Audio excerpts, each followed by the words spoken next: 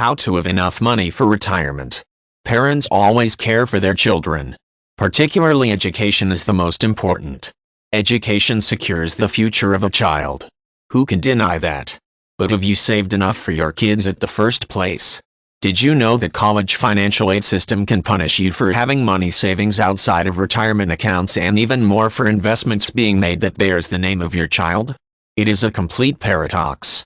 You first married to your spouse hoping to build a happy, healthy family. Then you have your firstborn child.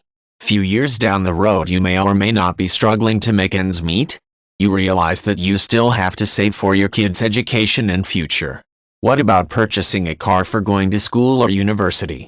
Funding your child alone could mean sacrificing all personal gratifications for the love of your children. Some parents are even struggling at the idea of being selfish or being loving to their children. The key is to maintain a balance here instead of overspending on a child or yourself at the first place. This also teaches him or her to be a better parent next time. It does sound a little bit not right at first. It can even sound very self-centered. But truth to be told, you even as a parent must control your future first. First and foremost, take charge of your retirement account, which is tax protected. Only then you can proceed to save money in your children accounts.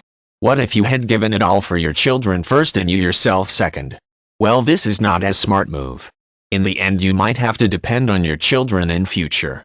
In turn, this creates a burden for them when they become adults themselves. On the subject of saving for huge spending, never ever do it with credit. Huge spending includes buying a boat, plane ticket, and so on. These kind of spending are branded as consumer items, contrary to the wealth-building assets and investments. The subject of instant gratification is always at hand. Instead, learn how to delay those impulses. Saving for large purchases is always better than spending on credit.